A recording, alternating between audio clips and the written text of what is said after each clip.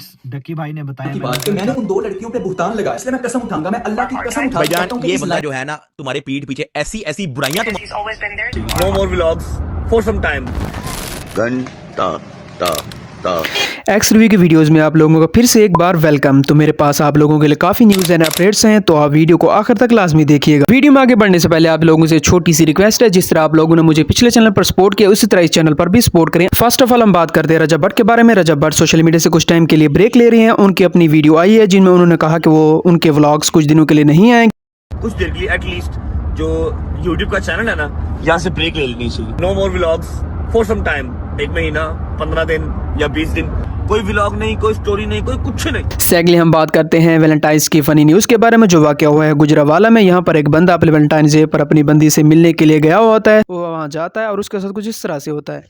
Valentine's day का पहला नतीजा आ गया है। उस्मान साहब अपनी गर्लफ्रेंड से मिलने के लिए गए थे। गर्लफ्रेंड के घर वालों ने पकड़ लिया और पकड़ा ऐसे कि सर भी गंजा कर दिया, आईब्रोज भी काट दी और मूछें भी आधी काट दी। नाजरीन, ये जो लोग अपनी गर्लफ्रेंड से मिलने के लिए उसके घर जाते हैं, होशियार हो जाओ भाइयों। नाजरीन, वैलेंटाइंस डे वाले दिन गुजरांवाला से इन भाई का ताल्लुक है, उस्मान इनका नाम है। इनकी गर्लफ्रेंड भी गुजरांवाला में ही रहती है। अब हुआ ये कि ये अपनी गर्लफ्रेंड के साथ मैसेजेस पर बात कर रहे थे, लेकिन गर्लफ्रेंड के घर वालों ने गर्लफ्रेंड का मोबाइल फोन पकड़ लिया। वो मोबाइल फोन चलाने लगे। नाजरीन, वो गर्लफ्रेंड बनकर इससे बात करने लगे। अब ये समझ रहा था कि मेरी गर्लफ्रेंड मुझसे बात कर रही है, लेकिन गर्लफ्रेंड के घर वाले इससे बात कर रहे थे। उन्होंने बोला कि ठीक है, मिलने के लिए आ जाओ, वैलेंटाइंस डे आ गया है। नाजरीन, उस्मान साहब वैलेंटाइंस डे पर मिलने चले गए गर्लफ्रेंड को गर्लफ्रेंड के घर। अब उस्मान साहब को यह नहीं पता था कि मेरी जिससे बात हो रही है वो मेरी गर्लफ्रेंड नहीं है, बल्कि उसके घर वाले हैं। नाजरीन, उस्मान साहब जब अपनी गर्लफ्रेंड के घर पहुंचे तो गर्लफ्रेंड के घर वालों ने उस्मान साहब को पकड़ लिया। पहले उस्मान साहब की सही दुर्गत बनाई। दुर्गत बनाने के बाद उस्मान साहब का सर गंजा कर दिया। ना सिर्फ सर गंजा किया, बल्कि उनकी आईब्रोज को काट दिया गया, उनकी आधी मूछों को काट दिया गया। नाजरीन, तशद्दुद का निशाना बनाया गया। लेकिन किसी तरह उस्मान साहब अपनी जान बचाकर गर्लफ्रेंड के घर से निकल आए और गए अस्पताल। अस्पताल जाकर उन्होंने तिब्बी इमदाद यानी कि अपना मौके पर इलाज करवाया और उसके बाद पुलिस को कॉल करके लड़की के घर वालों के खिलाफ मुकदमा दर्ज करवा दिया। अब पुलिस वालों ने उस्मान साहब को बोला कि भाई आपकी हरकतें कैसी हैं, हम जाके अब उनको। तो चलिए गाइस, तो चलते अपने अगली न्यूज़ की तरफ, जो कि वासी हबीब और रफ़ी रज़ा के बारे में है। रिसेंटली बाबर आजम की जो परफॉर्मेंस अच्छी नहीं रही है और इसी तरह उस पर रफ़ी रज़ा ने उस पर ट्रोल किया और एक रील शेयर की। वो घंटा है, घंटा था, वो घंटा रहेगा। घंटा ता ता ता घंटा ता ता वो मेरा घंटा है, वो मेरा घंटा था, वो घंटा रहेगा। गा गा गा घंटा टा टा टा बज गया घंटा। तो चलते हैं गाइस अपने नेक्स्ट न्यूज़ की तरफ, जो कि चनके के बारे में है कि जो रिसेंटली समय राना का इंडियाज़ गोल्ड लेटेंट शो था, जो कि बंद हो चुके हैं और उस पर जो सारी एपिसोड थी वो भी डिलीट कर दिए गए हैं, क्योंकि उन्हें जो शो पर जो पिछले जोक्स किए थे उस पर उन्हें काफ़ी हद तक हेट मिली है। इस पर चनके ने भी अपना जो ओपिनियन है वो शो किया, उसकी वीडियो को देख लेते। बियर बाइसेप्स और समय राना वाला चल रहा है सीन। मुझे ना लोगों की बेवकूफ़ी पे, गधेपन पे हैरानगी होने लगी है। मतलब there is this feeling of disappointment दिन ब दिन जो बढ़ते जा रही है मेजोरिटी से। देखो, पहले आप लोगों ने ही, हिंदुस्तानियों से बात कर रहा हूँ, मुसलमान, हिंदू, सिख, सबसे, आप लोगों ने पहले उस शो को एक्सेप्ट किया। सही है, आप लोगों ने किसी समय रहना को बॉयकॉट नहीं किया, शो को बॉयकॉट नहीं किया। एक एक्सेप्ट हुए हुए शो में एक बंदा आता है और वो बंदा आके उसी की शो की थीम में कोशिश कर रहा होता है कि कूल लगे। सही है, मतलब कोई भी बंदा, कोई भी वहां पे गेस्ट आएगा, वो यही कोशिश करेगा कि उसी थीम में, जो शो का थीम है, जो आप गधों ने, निकम्मों ने एक्सेप्ट किया हुआ है, ठीक है। और फिर जब वो बंदा, जो क्योंकि बस उससे आपने कभी एक्सपेक्ट नहीं किया था, क्योंकि वो बहुत दिनों से पॉडकास्ट कर रहा है, सालों से अच्छी बातें आपको बता रहा है, वो बंदा एक थोड़ी सी इंपरफेक्शन दिखा देता है और आप फरिश्ते उस पर टैग कर लेते हो। फरिश्ते क्यों कह रहा हूँ? क्योंकि जिस तरह उस बंदे में इंपरफेक्शन है, again I am not justifying Ranveer here, ठीक है। मैं यहाँ पे रणवीर को अच्छा नहीं कह रहा हूँ, वो भी जो था गलत था, बट ये अपॉलोजाइज, ठीक है। तो मुझे लोगों पे क्यों तब चढ़ती है, एक नंबर 1 कि आपने कभी भी समय रहना को बॉयकॉट नहीं किया, जबकि आपको शो को पूरा बॉयकॉट करना चाहिए। जितने भी हमारी देसी लोग हैं उनसे बात कर रहा हूँ, ठीक है। सक्सेस किसी की बर्दाश्त नहीं होती, तो ये कितना अच्छा टाइम होता है अपनी फ्रस्ट्रेशन कीबोर्ड में निकालने का, ठीक है। तो जब ये फ्रस्ट्रेशन निकालने का आपकी दिल से वाकई में इंटेंशन है कि मैं हिंदुस्तान बचाऊंगा, मैं मजहब बचाऊंगा, मैं कल्चर बचाऊंगा, मैं अपना तहजीब, अपनी जमीन को पाक रखूंगा, अगर वो आपकी वाकई में इंटेंशन है, तो शो पूरा बॉयकॉट किया करो। जितनी एनर्जी आपने बियर बाइसेप्स से कमेंट में लगा दी है, वही एनर्जी आप समय रहना पे लगाओ। तो बढ़ते अपने अगली न्यूज़ की तरफ, जो कि डकी भाई और शमीर अब्बास शाह के बारे में है। डकी भाई ने जो कि अपनी पिछली वीडियो अपलोड की थी, उसमें शमीर अब्बास शाह के बारे में कुछ कहा था और इसमें कुछ ऐसा बोला था। because he's always been there through our hard times. भाईजान ये बंदा जो है ना तुम्हारे पीठ पीछे ऐसी ऐसी बुराइयां तुम्हारे ऊपर करता रहा है कि तुमने इसके कोई मीट एंड ग्रीट के पैसे खाए हैं और तुम्हें वक्त आने पे एक्सपोज करेगा। ओ यार बंदे तो सगे रखो अपनी वीडियो में। अब ये बात आप लोग इसकी बहुत गौर से सुनो। तो आपने कहा मैं भी बड़ी चीज हूँ, मैं भी इसको चुकवा दूंगा फलाना फलाना, तो आपने गुस्से में बोला था। So I told him that thing और बाद में आपने कुछ नहीं किया, राइट? कोई किडनैप नहीं किया, कोई इसको फिजिकल नुकसान नहीं पहुंचाया। हाँ वो तुमने इसलिए नहीं चुकवाया क्योंकि मैं वीडियो बना के लोगों को बता चुका था कि मुझे कुछ होता है तो उसका जिम्मेदार शाम इदरीस है। उसके बाद ये शाम इदरीस का खब्बा क्लेम कर रहा है कि मैंने इसको बोला था कि यार किसी का। इस पर रिएक्ट करते हुए शमीर अब्बास शाह ने कुछ इस तरह अपने इंस्टाग्राम पर रील्स शेयर की और ये भी बताया कि वो किस तरह डकी भाई को एक्सपोज करेंगे। फैमिली बेचने वाले इंसान को मैं एक वीडियो बना रहा हूं, तो वीडियो काफी लंबी होगी। मैं जल्दबाजी में बना के एविडेंस के बगैर नहीं पोस्ट करूंगा, एविडेंस के साथ पोस्ट करूंगा और इसका प्यो भी मानेगा कि इसने गलतियां की हैं, इसने मिस्टेक की है।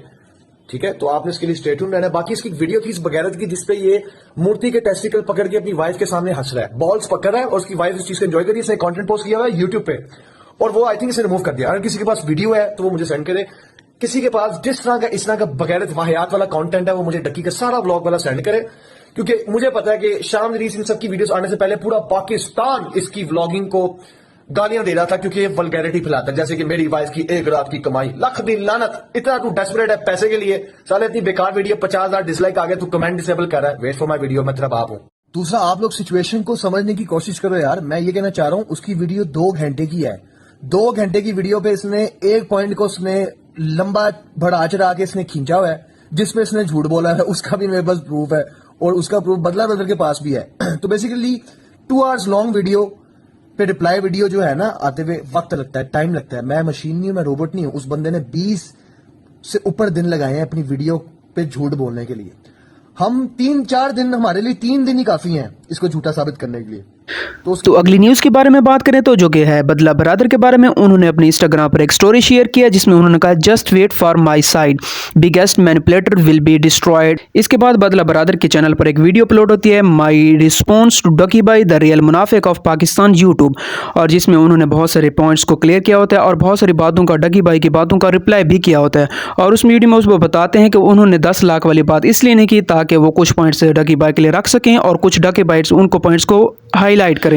इस वीडियो में बदला ब्रदर बताते हैं कि उनके 16 लाख केस में लग गए थे और 10 लाख इसलिए उसने डकी बाई से लिए थे। मैंने इससे लिए, लेकिन उसका किया क्या ये नहीं आपको बताया। उसमें से 20,000 उसी वक्त अदालत में वो जो मिठाई मांगते हैं वो 20,000 उधर दे दिया। वॉइस मेल सुन लो। और हाँ, ये सारे प्रोसेस के ना वो वकील ने और उधर सारी अदालत में ये वो तकरीबन 20 के PKR लगने हैं। ठीक है, जैसे पता है ना गुजरांवाला में, जारी बात है गुजरांवाला में हम हमारा ऊपर था तो हम वापस ले रहे थे तो वो सारा हमने मैनेज किया था। आपको पाकिस्तान का पता ही था, वो रीडर, अदालत, मुंशी, ये वो सारे कहते हैं मिठाई दो, ये करो वो। तो इकबाल साहब कह रहे थे आप ये 20 के ना दूसरी पार्टी से लो, यानी कि डकी से लो। और उस 10 लाख में से जो 6 लाख रुपया मेरी जेल के दौरान 7 दिन जेल में रहूं, पीछे वकीलों का, इधर उधर FIA वालों को मुझे मार ना पड़े। फिर वहां पे तकरीबन 2.5 लाख FIA वाले ने भाई अदनान ने दिया, तकरीबन 6 लाख रुपया मेरा वहां पे लग गया। हर बंदे ने मुंह खोला है, हर बंदे ने मुंह खोल के पैसे लिए। जो मेरे ऊपर कर्जा चढ़ चुका था 6 लाख रुपया मैंने वो उधर दिया। पीछे बचा तुम्हारा 4 लाख, वो भी मैंने तुम लोगों के खिलाफ जो केस में वकीलों में सारे पैसे यूज हुए थे, टोटल 16 लाख रुपया उसमें से माइनस कर लिया। फिर भी अभी तक 6 लाख रुपया तुम्हारे खाते में रहता है। मेरा टोटल 16 लाख लगा। मैंने तो तुझसे 10 लाख 20,000 रुपए लिए, बाकी का 6 लाख भी मैं तुझे निकलवा रहा था, वो क्यों नहीं बताया? मैं तो 16 लाख निकलवा रहा था। भाई मुझे किडनैप तूने गुंडों से करवाया, फिर पुलिस वाले गुंडों से मुझे किडनैप करवाया, तो मेरा 16 लाख रुपया टोटल लग गया। लेकिन तूने सिर्फ 10 लाख 20,000 दिया और अब भी पूरे 2 घंटे की वीडियो में तुझे वही 10 लाख 20,000 चुभ रहा है। अबे तेरे लिए क्या है? एक बार मैं कसम उठाऊंगा, मैं अल्लाह की कसम उठा के कहता हूं कि इस लाइन को बोलने के पीछे मेरी जो नीयत थी ना वो ये थी कि ये अपना रेट लगवा रही है अपनी नुमाइश करके। जिस तरह इंस्टाग्राम पे इधर लड़कियां अपनी खूबसूरत सी पिक्चर अपलोड करके कहती हैं रेट माई पिक्चर, तो क्या वो खुद कह रही है कि मेरा रेट लगाओ? मेरा रेट कहने का मतलब था कि अपनी प्रोफाइल को स्ट्रॉन्ग करती हैं, डांस करती हैं, अपना वो ऐसे लचक दिखाती हैं। बाकी कसम रेट लगवाने से मेरी नियत ये थी कि ये अपनी लचक दिखाती हैं।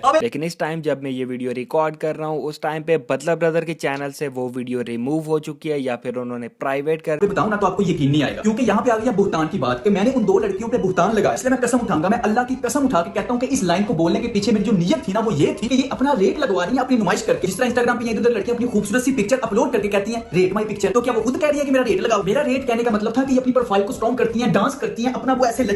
इसके अलावा मुनीब की मीम्स ने भी कुछ स्टोरीज शेयर की हैं इंस्टाग्राम पर, आप उनकी वीडियोस को देख लें। बता रहे यार, सिंपली ये है कि देखो बदला वाली बात से ना मैं अग्री करता हूँ कहीं ना कहीं कि बदला ने बाउंड्रीज क्रॉस की थी इसकी बीवी पे बात करके। उस चीज पे मैं उसको पहले भी बोल चुका हूँ और मैं हमेशा उस चीज पे डटा रहूंगा कि यार उसने गलत किया।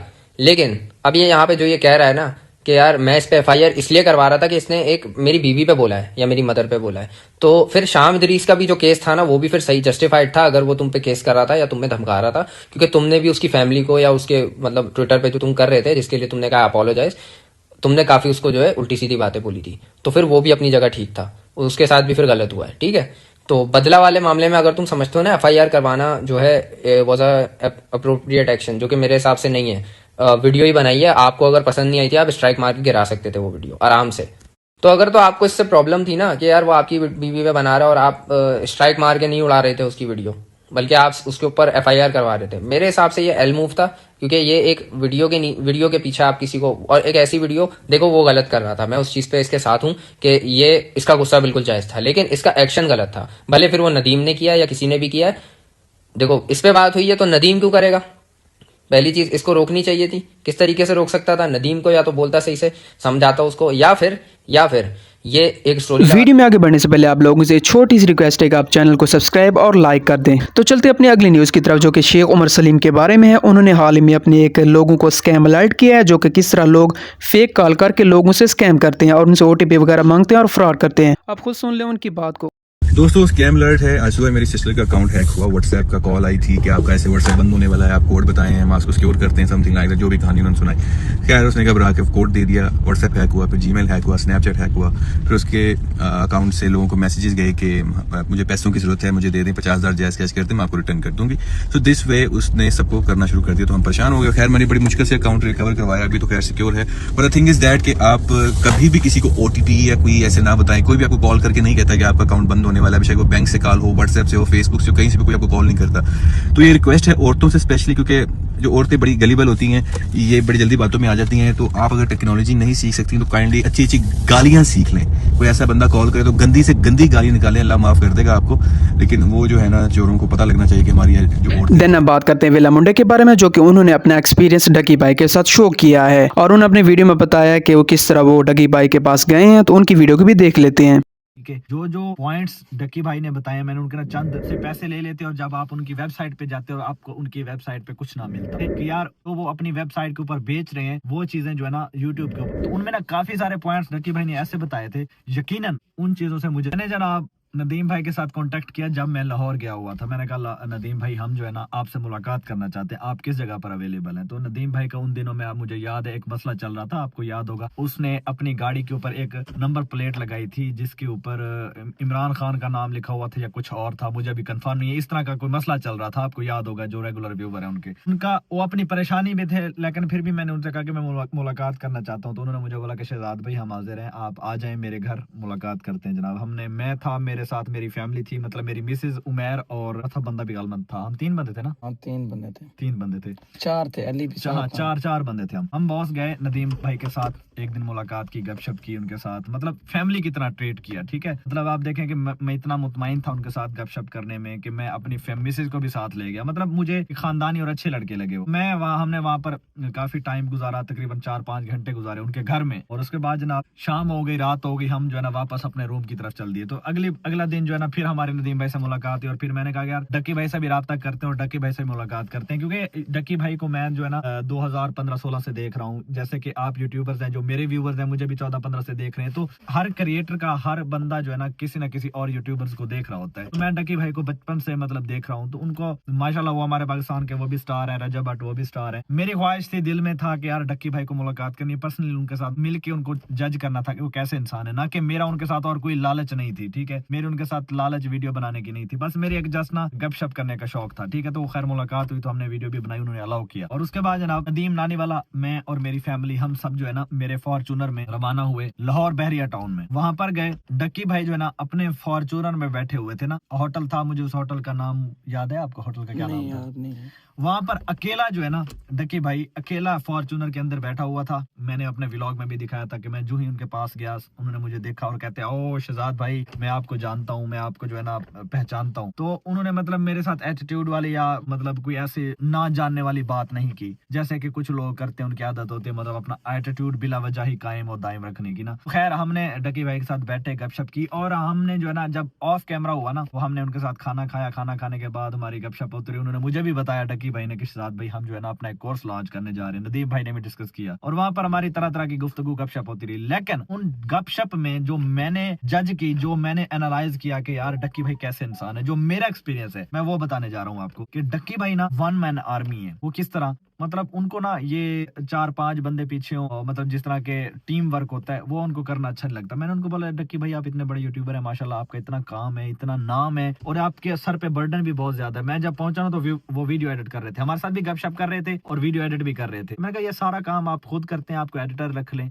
या कोई कैमरामैन रख लें जो सारे ये आपके काम निपटाए, आप सिर्फ व्लॉग बनाए और इजी हो जाए जैसे कि दूसरे लोग करते हैं। उन्होंने बोला शहजाद भाई मैं ना खुद अपने काम के ऊपर ट्रस्ट रखता हूँ, एतमाद रखता हूँ और बहुत ही हम्बल बंदे हैं। मतलब उनमें कोई भी स्टार वाला शोखापन नहीं था, मतलब ये बिल्कुल सादगी, यकीन करो बिल्कुल सादगी। नदीम भाई वो भी बिल्कुल सादा इंसान। मैंने उनमें बैठ कर ये चीज ऑब्जर्व नहीं की कि भाई ये एक किडनैपर हो सकता है, ये एक एटीट्यूड वाला स्टार बैठा है या ये एक नंबर 1 यूट्यूबर बैठा है, हर महीने करोड़ों रुपए कमाने वाला यूट्यूबर बैठा है। भाईजान उसने बहुत रिस्पेक्ट और मोहब्बत दी। यकीनन यह चीज मैंने अपना एक्सपीरियंस जो दिल से है ना वो बताने जा रहा हूँ। तो उनका जो कोर्स था, उन्होंने कोर्स लॉन्च किया है, तो उसमें काफी लोग ये कहते हैं कि शहजाद भाई उन्होंने ना मतलब स्कैम किया। यार हर बंदे का ना देखने का जाविया अलग होता है, ठीक है। स्कैम वो होता है कि आपको वो 5000 ले लेते, आपसे पैसे ले लेते और जब आप उनकी वेबसाइट पे जाते हो आपको उनकी वेबसाइट पे। तो गाइज हम लास्ट में बात करते हैं सबसे बड़े बॉक्सिंग मैच के बारे में जो कि फेरोज खान और रहीम पारदेसी के दरमियान खेला गया था। ये मैच टोटल 5 राउंड का था। इस मैच में रहीम पारदेसी काफी